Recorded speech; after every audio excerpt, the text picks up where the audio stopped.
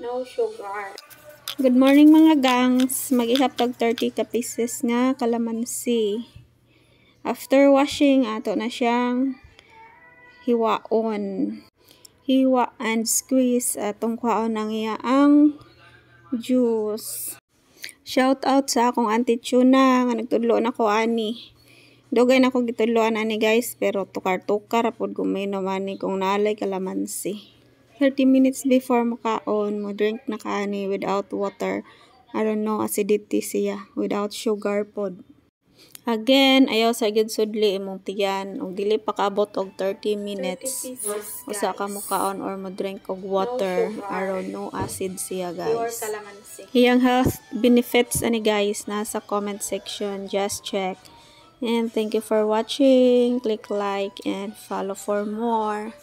God bless us all.